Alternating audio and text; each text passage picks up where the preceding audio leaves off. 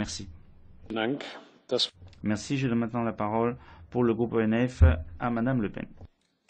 Bien, mesdames et messieurs, alors j'entends certains ici dénoncer le traité transatlantique dans les médias, tels les girouettes qui sentent le vent tourner, puisque les peuples ont compris la réalité de ce traité transatlantique. Ça ne vous empêche pas d'ailleurs, dans le même temps, de faire passer discrètement, au mois d'octobre, son petit frère, le traité entre l'Union européenne et le Canada, cet accord qui, comme son grand frère d'ailleurs, va mettre en place une justice privée d'exception pour que les multinationales puissent attaquer les États, ce qui est évidemment honteux, indéfendable et totalement contraire à nos principes, alors même que nos éleveurs sont déjà à l'agonie.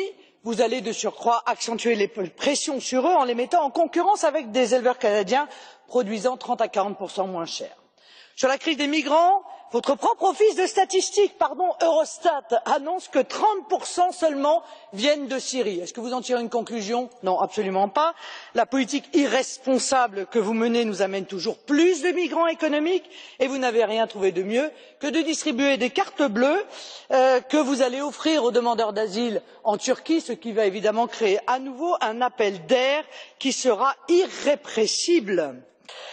Au moment où les peuples vous expriment pourtant par tous les moyens qu'ils ne souhaitent pas accueillir de migrants, vous leur imposez contre leur volonté, mais ça, j'allais dire, vous avez l'habitude.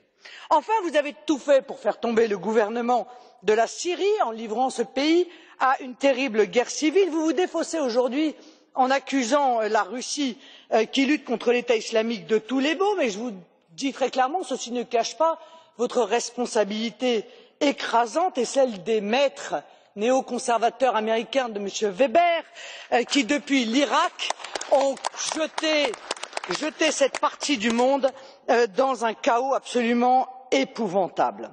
Monsieur Juncker, vous êtes totalement déconnecté de la réalité, mais totalement. Vous nous apprenez que vous prévoyez 88 milliards d'investissements en Afrique quand l'Union européenne s'appauvrit à une vitesse vertigineuse. Vous parlez de création d'emplois, vous oubliez juste de parler des destructions d'emplois qui aujourd'hui sont évidemment beaucoup plus importantes.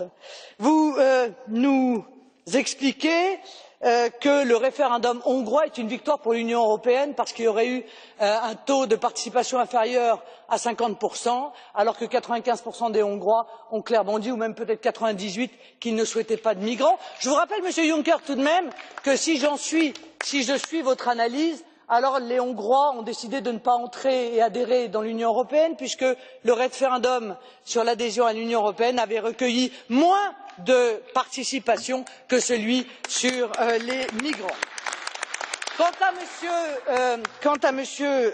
Weber, je ne parle même pas de ses déclarations, je ne parle pas des attaques monomaniaques contre M. Farage ou contre moi, on a l'habitude, on n'y fait même plus en l'occurrence attention, mais des mensonges désespérés de M. Weber pour nous expliquer que la Grande-Bretagne va mal, alors que l'intégralité des indicateurs économiques de la Grande-Bretagne démontrent que dans cet après-Brexit, elle se porte beaucoup mieux qu'avant le référendum et beaucoup mieux que l'intégralité de nos propres pays en l'occurrence.